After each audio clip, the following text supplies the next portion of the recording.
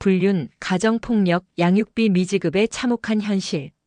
한 여성이 겪은 지옥 같은 현실, 불륜과 가정폭력, 그리고 양육비 미지급까지. 이 모든 것이 한 가정에서 동시에 벌어졌다면 믿으시겠어요? 더욱 충격적인 것은 이 모든 일이 겉으로는 완벽해 보이던 한 가정에서 일어났다는 사실입니다. 지금부터 그 참혹한 진실을 낱낱이 공개합니다. 평범한 부부 생활 시작, 행복한 모습.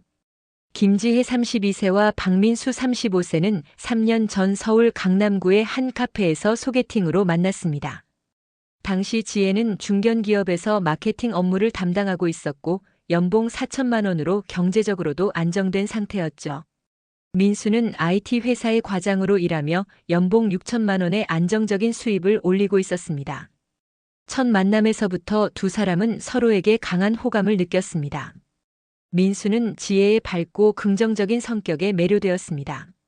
지혜 씨는 정말 에너지가 넘치네요. 함께 있으면 제가 더 행복해지는 것 같아요. 민수의 이런 말에 지혜는 얼굴이 빨갛게 달아올랐죠. 지혜 역시 민수의 진중하고 책임감 있는 모습에 끌렸습니다. 민수 오빠는 정말 신뢰가 가요. 이런 사람과 결혼하면 행복할 것 같아요. 6개월간의 연애 기간 동안 두 사람은 정말 달콤했습니다. 매주 금요일마다 데이트를 하며 서로의 취미와 관심사를 공유했죠.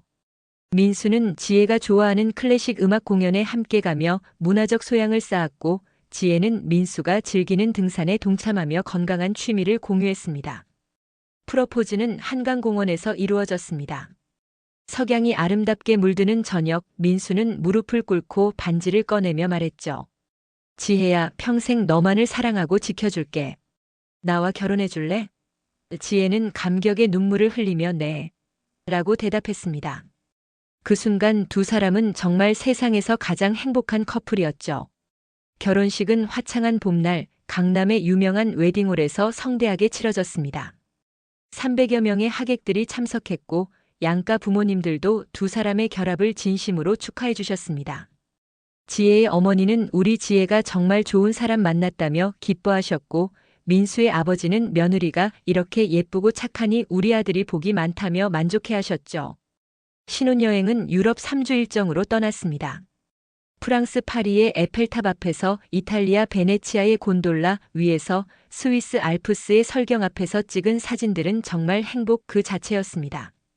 민수는 지혜를 공주처럼 대했고 지혜는 민수에게 온전히 의지했죠. 신혼 초기 두 사람은 정말 모범적인 부부였습니다.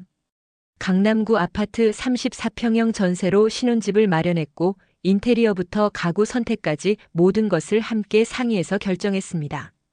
주말마다 함께 영화를 보러 가고 새로 오픈한 맛집을 찾아다니며 제주도나 부산으로 작은 여행도 자주 떠났죠. 지혜는 친구들과의 모임에서 정말 좋은 남편을 만났다며 행복해했습니다. 우리 신랑은 정말 다정해요. 매일 아침 커피도 타주고 퇴근할 때마다 꽃이나 작은 선물을 사와요. 이런 남자가 세상에 있다니. 친구들은 모두 부러워했죠. 민수 역시 회사 동료들에게 아내 자랑을 늘어놓곤 했습니다. 우리 와이프는 요리도 잘하고 성격도 좋고 정말 완벽해요. 매일 행복합니다. 결혼 1년 후 두 사람에게는 사랑스러운 딸 하나가 태어났습니다. 아이 이름은 박소희. 3.2kg의 건강한 아기였죠. 작고 귀여운 소희를 처음 본 순간 두 사람은 감격의 눈물을 흘렸습니다. 우리 딸이 세상에서 제일 예쁘다며 민수는 하루 종일 아기를 내려놓지 않았고 지혜는 이렇게 완벽한 가정을 갖게 되다니 하며 감사해했습니다. 민수는 정말 모범적인 아빠였습니다. 새벽에 아기가 울면 지혜보다 먼저 일어나서 기저귀를 갈아주고 분유를 타서 먹여주었죠. 퇴근 후에는 반드시 소희와 30분 이상 놀아주었고 주말에는 유모차를 끌고 한강공원을 산책하며 가족 시간을 보냈습니다. 우리 소희가 아빠를 정말 좋아해요라며 지혜는 흐뭇해했죠.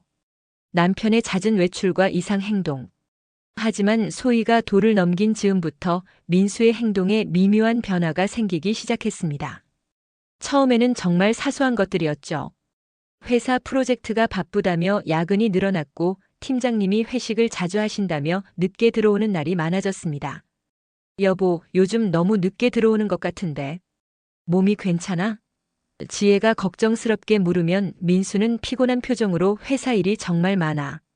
승진을 위해서 지금 열심히 해야 해. 우리 소의 교육비도 벌어야 하고라며 대답했습니다. 그럴듯한 이유였기에 지혜는 별다른 의심 없이 남편을 응원했죠. 그런데 점점 이상한 일들이 늘어났습니다. 주말에도 갑작스럽게 회사 비상 업무가 생겼다며 나가는 일이 잦아졌고 평소 잘 사용하지 않던 향수 냄새가 옷에서 났습니다. 이 향수 냄새 뭐야? 지혜가 물으면 회사 후배 직원이 승진 축하한다고 향수를 선물해줘서 써봤어라며 자연스럽게 넘어갔죠. 핸드폰을 보는 횟수도 현저히 늘었습니다. 예전에는 집에서 핸드폰을 거의 보지 않던 민수가 이제는 5분마다 한 번씩 핸드폰을 확인했습니다. 화장실에 갈 때도 샤워할 때도 핸드폰을 가져가는 모습이 이상했죠. 여보, 핸드폰 좀 빌려줘. 내 핸드폰 배터리가 나갔어 라고 지혜가 말하면 아, 미안. 회사 기밀 파일이 있어서 함부로 못 빌려줘라며 거절했습니다. 민수의 패션 스타일도 변했습니다. 평소 캐주얼한 옷차림을 좋아하던 그가 갑자기 정장을 자주 입고 다니기 시작했고 새로운 구두와 시계도 구매했습니다. 여보, 이 시계 언제 샀어? 꽤 비싸 보이는데?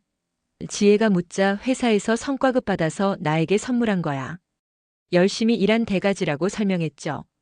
가장 이상했던 것은 지혜와의 스킨십이 현저히 줄어든 것이었습니다.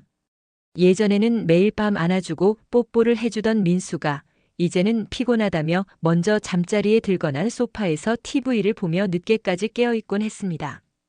지혜가 다가가면 오늘은 정말 지쳐라며 피하는 모습을 보였죠. 친구들과의 만남도 줄었습니다. 예전에는 부부 동반으로 친구들과 자주 만나던 민수가 요즘 회사 일이 바빠서라며 약속을 취소하거나 지혜만 보내는 경우가 늘었습니다. 지혜의 친구들도 민수 오빠가 요즘 너무 바쁘신가 봐요 라며 걱정했죠. 아내의 의심과 고민, 소갈이. 이런 변화들이 쌓이면서 지혜의 마음속에는 서서히 의심의 씨앗이 자라기 시작했습니다. 처음에는 내가 예민해지는 건가? 라고 자책했지만 점점 확신을 가지게 되었죠. 하지만 확실한 증거가 없는 상황에서 남편을 의심한다는 것이 너무나 괴로웠습니다. 밤늦게 홀로 누워서 지혜는 수없이 많은 생각에 잠겼습니다. 설마 우리 남편이 다른 여자가 있을까? 아니야, 그럴 리 없어. 우리는 서로 사랑하는 사이인데. 하지만 마음 한구석의 불안감은 쉽게 사라지지 않았죠. 친정 어머니와의 통화에서도 이런 고민이 드러났습니다. 엄마, 요즘 민수가 너무 바빠요. 집에도 늦게 오고 주말에도 일이 있다고 하고. 그래? 신혼인데 벌써 그러나? 요즘 남편들이 다 그런가 보다. 그래도 우리 사위는 착한 사람이니까 너무 걱정하지 마라. 어머니의 위로도 지혜의 불안감을 완전히 달래주지는 못했습니다. 지혜는 인터넷에서 남편의 외도 징후에 대해 검색해보기 시작했습니다. 갑작스러운 야근 증가, 핸드폰을 감추는 행동, 패션과 외모에 신경 쓰기, 부부관계 깊이 등의 내용을 보며 소름이 돋았죠. 민수의 행동과 너무나 일치하는 부분이 많았기 때문입니다. 친한 언니인 최은영에게 조심스럽게 상담을 요청했습니다. 언니, 하나만 물어볼게. 남편이 갑자기 행동이 이상해지면 혹시 그게 지혜야, 혹시 민수 오빠가 이상해? 은영 언니는 지혜의 고민을 단번에 알아차렸죠. 확실한 건 아니야. 그런데 요즘 정말 이상해. 예전 같지 않아. 지혜의 목소리에는 눈물이 섞여 있었습니다. 일단 확실한 증거를 찾아봐. 추측만으로는 부부관계가 깨질 수 있어. 하지만 만약 정말 그런 일이 있다면 절대 참지 마. 언니가 다 도와줄게. 은영 언니의 말에 지혜는 조금이나마 위로받았지만 동시에 현실을 직시해야 한다는 두려움도 느꼈죠. 지혜는 민수의 행동을 더 자세히 관찰하기 시작했습니다. 평일 저녁 민수가 샤워하는 동안 옷에서 나는 냄새를 맡아보고 주머니를 확인해보기도 했습니다. 하지만 결정적인 증거는 찾을 수 없었죠. 오히려 자신이 남편을 의심하고 있다는 사실에 죄책감만 커져갔습니다. 소희를 재우면서도 지혜의 마음은 복잡했습니다. 우리 소희야, 아빠가 정말 다른 여자를 만나고 있는 걸까? 아니면 엄마가 너무 예민한 걸까? 아무것도 모르는 소희는 천진하게 웃으며 잠들어갔고 지혜는 그런 딸을 보며 더욱 마음이 아팠습니다. 남편의 불륜 사실 확인 충격. 운명의 그날은 지혜에게 절대 잊을 수 없는 날이 되었습니다. 토요일 오후 민수는 회사 프로젝트 회의가 있다며 정장을 차려입고 나갔습니다. 하지만 뭔가 이상했죠. 토요일에 정장을 입고 회의를, 게다가 평소보다 옷차림에 더 신경 쓰는 모습이었습니다. 지혜는 소희와 함께 마트에 장을 보러 나갔습니다. 강남역 근처 대형마트였죠. 장을 다 보고 지하 주차장으로 내려가던 중 지혜의 눈에 믿을 수 없는 광경이 펼쳐졌습니다. 저 멀리 주차장 한 구석에서 민수가 젊은 여성과 포옹하고 있는 모습이 보인 것입니다. 지혜의 심장이 멈춘 것 같았습니다. 다리에 힘이 빠져서 유모차를 잡고 서 있기도 힘들었죠. 더 가까이 가서 확인하고 싶었지만 동시에 현실을 받아들이기 싫어서 그 자리에서 멈춰 서 있었습니다. 그 여성은 20대 후반 정도로 보이는 날씬하고 예쁜 여자였습니다. 긴 생머리에 화려한 옷차림, 하이힐을 신고 있었죠. 민수는 그 여자의 허리를 감싸 안고 있었고 두 사람은 연인처럼 자연스럽게 대화하고 있었습니다. 지혜는 급히 기둥 뒤로 숨어서 상황을 지켜봤습니다. 민수가 그 여자의 입술에 키스하는 모습까지 목격하게 되었죠. 그 순간 지혜의 세상이 완전히 무너져 내렸습니다. 이게 현실이야? 정말 현실이라고? 머릿속이 새하얗게 변했습니다. 두 사람은 민수의 차에 함께 탔습니다. 지혜는 떨리는 손으로 핸드폰을 꺼내 차량 번호를 확인했죠. 분명히 민수의 차였습니다. 더 이상 의심의 여지가 없었습니다. 집에 돌아온 지혜는 소희를 재우고 난 후 혼자서 엉엉 울기 시작했습니다. 3년간의 결혼 생활, 그토록 사랑했던 남편이 다른 여자와 배신감과 분노, 슬픔이 한꺼번에 밀려왔습니다. 밤늦게 민수가 들어왔습니다. 회의 어떻게 됐어? 지혜가 최대한 평정심을 유지하며 물었죠. 아, 생각보다 길어졌어. 정말 피곤하다. 민수는 태연스럽게 거짓말을 했습니다. 그런 남편의 모습을 보며 지혜는 더욱 분노했죠. 다음 날 지혜는 탐정사무소에 전화를 걸었습니다. 남편의 외도를 확인하고 싶습니다. 목소리가 떨렸지만 이제는 확실한 증거가 필요했습니다. 2주간의 조사 끝에 탐정으로부터 충격적인 보고를 받았죠. 부인께서 의뢰하신 박민수 씨는 지난 6개월간 이수진 27세이라는 여성과 지속적인 만남을 가져왔습니다. 모텔 출입 22회, 레스토랑 데이트 15회 등의 증거를 확보했습니다.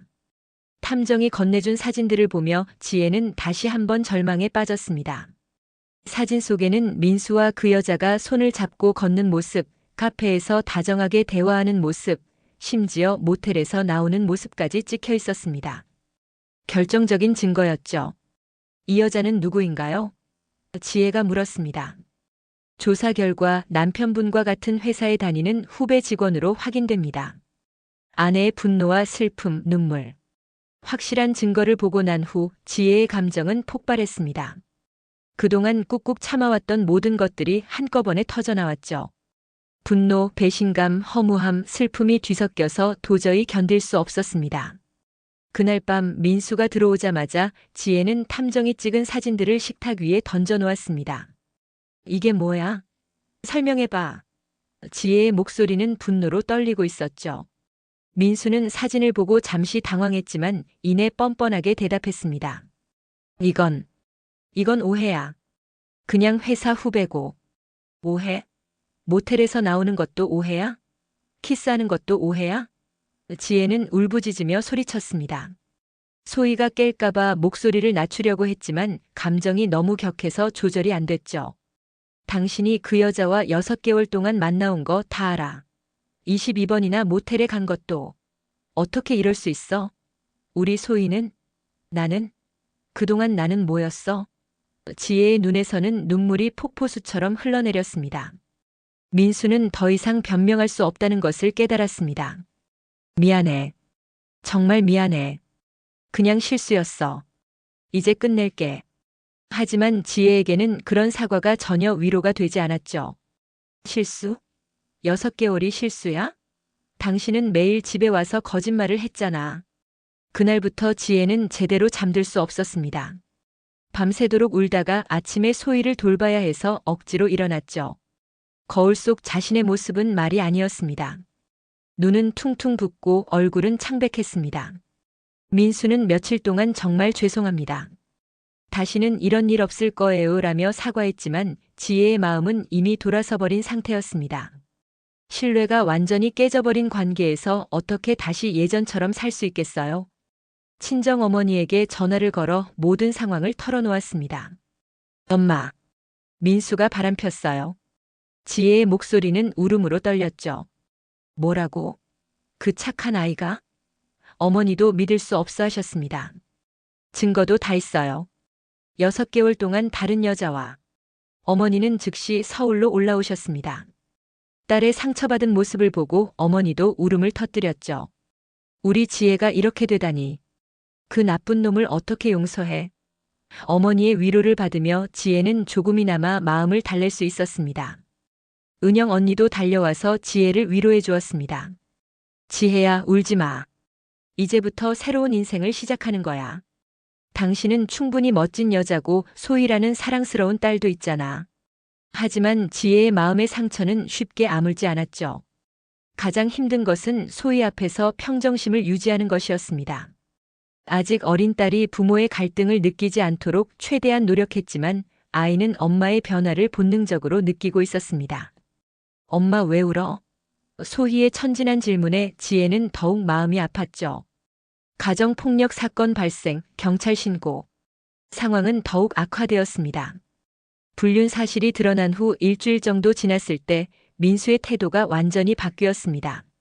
처음에는 사과하며 용서를 구하던 그가 이제는 오히려 화를 내기 시작한 것입니다. 당신이 탐정까지 고용해서 나를 미행했다고. 이게 부부가 할 일이야? 민수는 술에 취한 채 집에 들어와서 지혜에게 소리쳤습니다. 평소 온순했던 그의 모습과는 전혀 다른 모습이었죠. 내가 바람핀 건 인정해. 하지만 당신도 문제가 있어. 집에만 있으면서 나를 의심하고 탐정까지 고용하고. 이런 여자와 어떻게 같이 살아? 술 냄새와 함께 쏟아지는 민수의 말들은 지혜의 가슴을 더욱 아프게 했습니다. 내가 뭘 잘못했어? 당신이 바람핀 걸 확인한 게 잘못이야? 지혜도 더 이상 참을 수 없었습니다. 그동안 쌓인 분노가 폭발했죠. 나는 소희를 돌보고 집안일을 하느라 얼마나 힘들었는데. 당신은 그 시간에 다른 여자와. 그 순간이었습니다. 민수가 갑자기 지혜의 뺨을 때렸습니다. 닥쳐. 더 이상 듣고 싶지 않아. 찰싹. 민수의 손이 지혜의 뺨을 강하게 때렸습니다. 지혜는 그 충격으로 바닥에 주저앉았죠. 뺨이 빨갛게 부어오르고 귀가 먹먹해졌습니다. 당신이 지금 뭐 하는 거야? 지혜는 믿을 수 없다는 표정으로 민수를 바라봤습니다. 3년간의 결혼 생활 동안 민수가 손찌검을 한 적은 한 번도 없었거든요. 그런 그가 지금 자신을 때렸다는 사실에 충격받았습니다. 내가 스트레스 받는다고. 회사에서도 힘들고 집에 와서도 당신 때문에 시끄럽고. 이제 정말 참을 수 없어. 민수는 계속 소리를 지르며 지혜를 향해 다가왔습니다. 지혜는 본능적으로 몸을 웅크렸죠. 그때 소희가 울음을 터뜨렸습니다. 부모의 큰 소리에 놀란 것입니다. 소희야, 괜찮아. 엄마가 있어. 지혜는 급히 일어나서 딸을 안아드렸습니다. 하지만 민수는 멈추지 않았죠. 그 애까지 시끄럽게 하고. 정말 미치겠다. 민수가 소희에게까지 화를 내자 지혜는 완전히 이성을 잃었습니다.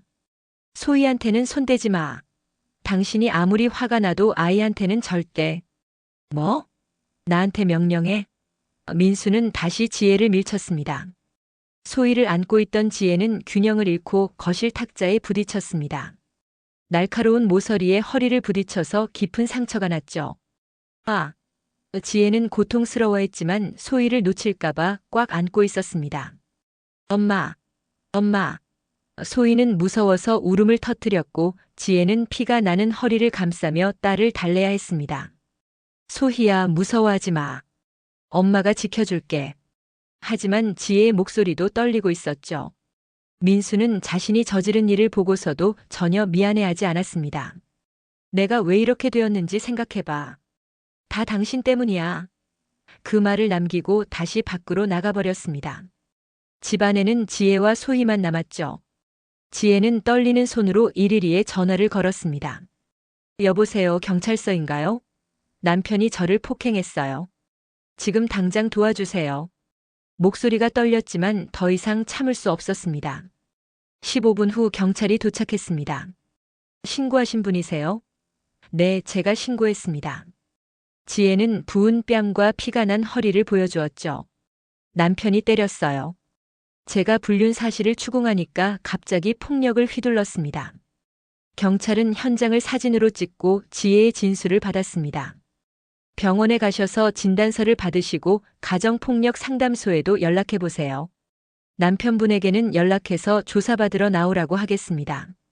지혜는 소희와 함께 응급실에 갔습니다. 허리 상처는 열바늘을 꿰맸고 뺨의 멍도 진단서에 기록되었죠. 부인, 이런 일이 반복되면 더 위험해질 수 있어요. 안전한 곳으로 피하시는 게 좋겠습니다. 의사의 조언이었습니다. 그날 밤 지혜는 소희와 함께 친정으로 피했습니다.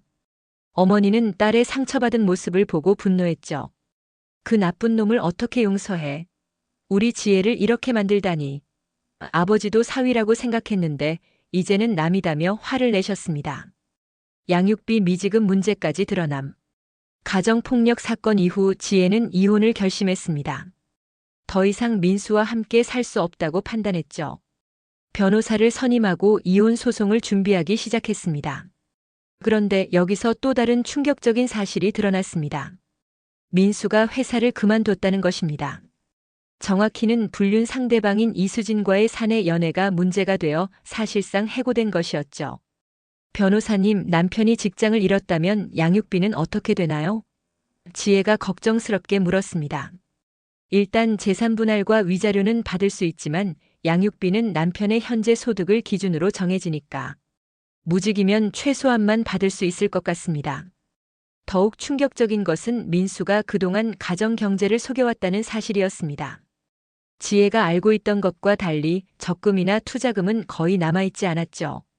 불륜 상대방과의 데이트 비용, 선물 비용 등으로 상당한 돈이 빠져나간 것이었습니다.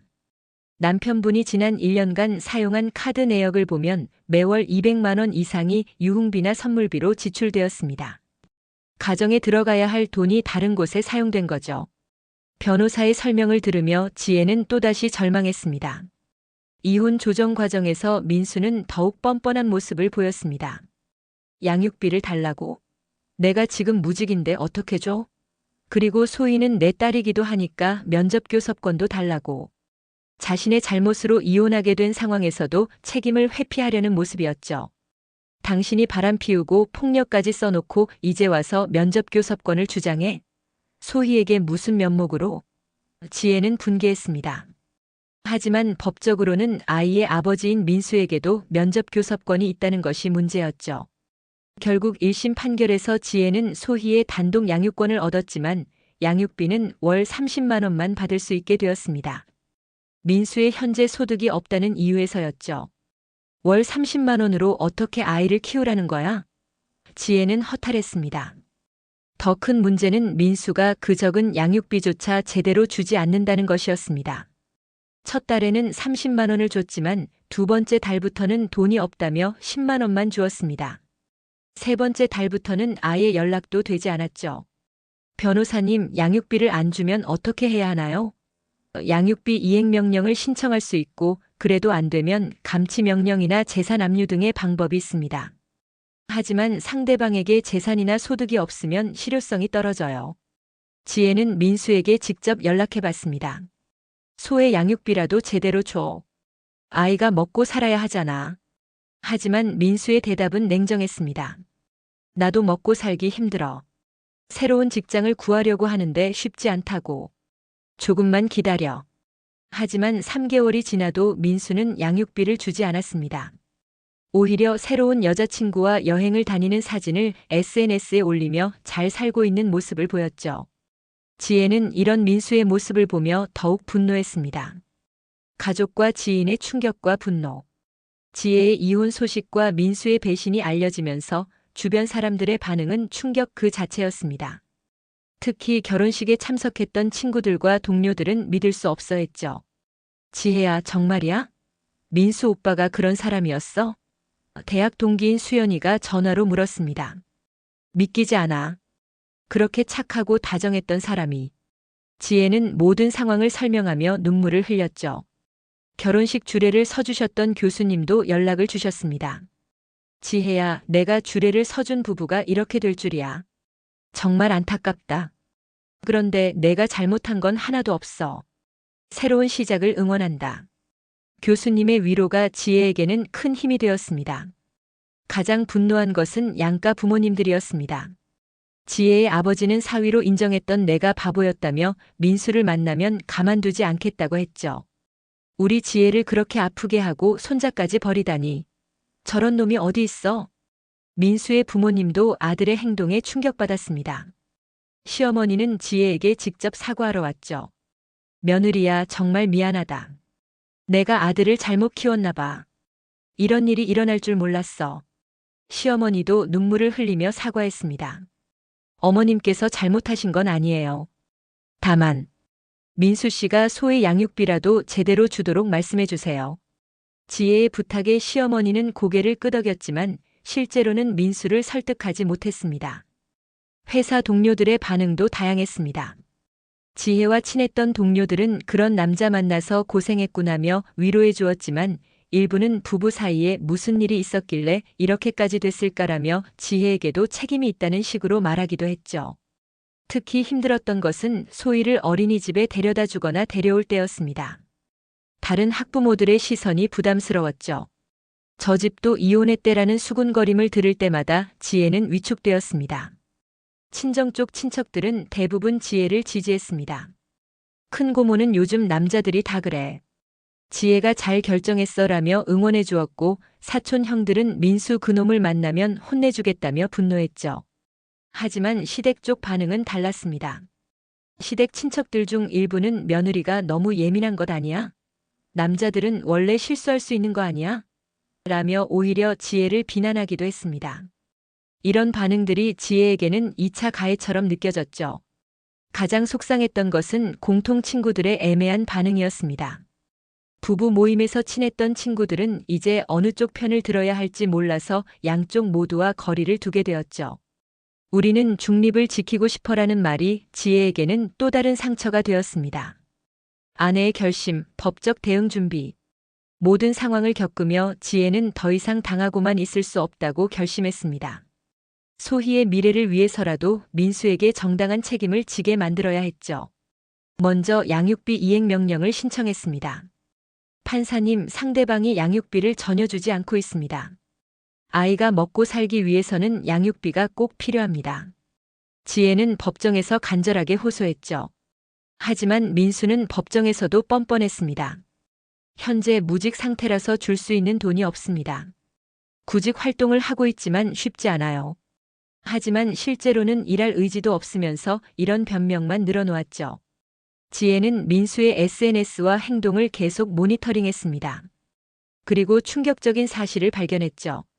민수가 새로운 여자친구와 고급 레스토랑에서 식사하고 여행을 다니는 모습들이 계속 올라오고 있었던 것입니다. 변호사님, 이것 좀 보세요. 돈이 없다고 하면서 이렇게 놀고 다녀요. 지혜가 증거 자료들을 보여주자 변호사도 분개했습니다. 이건 명백한 양육비 지급 기피 행위네요. 재산 은닉 조사도 해봐야겠어요. 재산 은닉 조사 결과 민수는 부모님 명의로 계좌를 만들어서 돈을 숨기고 있었습니다. 또한 현금 알바를 하면서도 신고하지 않아 소득을 숨기고 있었죠. 이건 명백한 불법 행위입니다. 양육비 지급 회피 목적의 재산 은닉이에요. 지혜는 민수를 상대로 양육비 이행 강제와 함께 재산 압류 신청을 했습니다. 소희가 제대로 된 환경에서 자랄 수 있도록 아버지로서의 책임을 다하라고 요구했죠. 동시에 가정폭력에 대한 손해배상 소송도 준비했습니다. 신체적 폭행과 정신적 피해에 대한 손해배상을 청구하겠습니다. 당시 병원 진단서와 경찰 신고 기록이 모두 증거가 되었죠. 불륜에 대한 위자료 소송도 추가로 진행했습니다. 탐정이 찍은 사진들과 증거들을 바탕으로 정신적 피해에 대한 배상을 요구했습니다. 6개월간의 지속적인 불륜으로 인한 정신적 고통을 배상하라고 주장했죠. 지혜는 또한 소희의 면접 교섭권에 대해서도 제한을 요구했습니다. 폭력적인 아버지와의 만남이 아이에게 해로울 수 있다는 의견서를 아동심리 전문가에게 받았죠. 소희가 아빠를 만날 때마다 불안해하고 악몽을 꿔요. 법적 대응과 함께 지혜는 민수의 직장도 수소문했습니다. 양육비를 받기 위해서는 상대방의 소득을 파악해야 해요. 결국 민수가 작은 IT 업체에서 프리랜서로 일하고 있다는 것을 알아냈죠. 이제 더 이상 도망갈 수 없어. 소희의 아빠로서 책임을 져야 해. 지혜의 결심은 확고했습니다. 법정 투쟁이 길고 힘들다는 것을 알고 있었지만 포기할 수 없었죠. 복합 문제 해결을 위한 아내의 행동. 지혜는 법적 대응과 함께 실질적인 문제 해결을 위해 다각도로 노력했습니다. 우선 경제적 자립이 가장 중요했죠. 소희를 혼자 키우기 위해서는 안정적인 수입이 필요했습니다. 다행히 예전 직장에서 복직 제안이 들어왔습니다. 지혜 씨, 우리 회사로 다시 오세요. 육아휴직 형태로 시간도 조정 가능하고 재택근무도 병행할 수 있어요. 부장님의 제안에 지혜는 감격했죠. 하지만 소희를 돌봐줄 사람이 문제였습니다. 어린이집만으로는 부족했고 야근이나 출장이 있을 때를 대비해야 했죠. 결국 친정어머니께서 서울로 올라와서 함께 살기로 하셨습니다. 엄마, 이렇게까지 하셔도 되나요? 우리 손녀를 위해서야 뭘 못하겠니? 지혜도 혼자서 힘들 텐데 엄마가 도와줄게.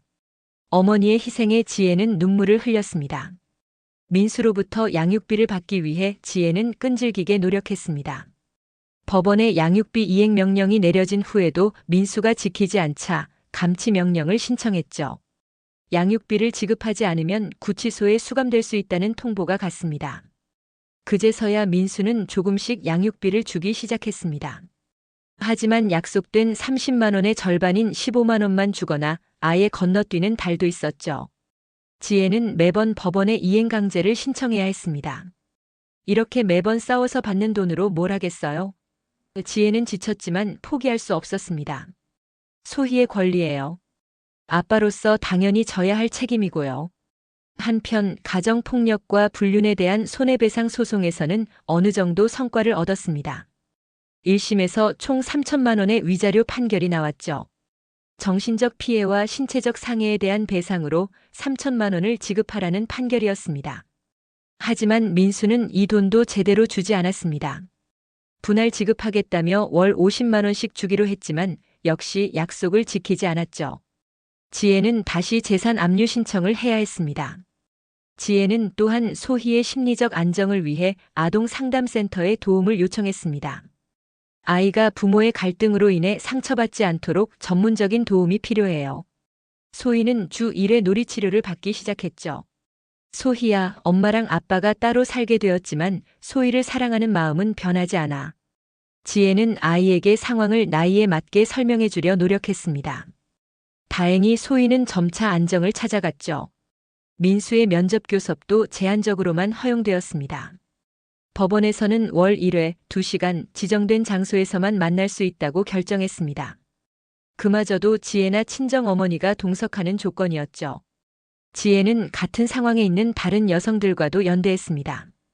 한부모 가족 모임에 참여하면서 정보를 공유하고 서로 도움을 주고받았죠. 우리 모두 힘내요. 아이들을 위해서 포기하지 맙시다. 새로운 시작과 씁쓸한 뒷이야기. 2년여의 힘든 시간을 거쳐 지혜의 삶은 조금씩 안정을 찾아가기 시작했습니다. 직장에서의 성과도 좋았고 소희도 건강하게 잘 자라고 있었죠. 엄마, 나는 엄마랑 할머니랑 사는 게 좋아. 소희의 밝은 웃음소리가 집안을 가득 채웠습니다. 아이는 아빠 없이도 충분히 행복해하고 있었죠. 친정어머니의 사랑과 지혜의 정성스러운 돌봄 덕분이었습니다. 직장에서도 지혜는 인정받는 직원이 되었습니다. 지혜 씨 덕분에 이번 프로젝트가 성공했어요. 정말 고생 많으셨어요. 동료들의 인정과 지지가 지혜에게는 큰 힘이 되었죠. 양육비 문제도 어느 정도 해결되었습니다. 민수의 급여에서 자동으로 공제되는 시스템이 적용되어 매월 일정 금액이 들어오기 시작했죠. 비록 약속된 금액보다는 적었지만 그래도 안정적인 수입이 생겼습니다. 하지만 완전히 해결되지 않은 문제들도 있었습니다. 민수는 여전히 자신의 잘못을 인정하지 않았고 오히려 지혜를 원망하는 모습을 보였죠. 소희와의 면접 교섭에서도 성의 없는 모습을 보이며 아이를 실망시켰습니다. 소희야, 아빠가 늦었네. 미안해. 약속 시간에 1시간이나 늦게 나타난 민수를 보며 지혜는 한숨을 쉬었습니다.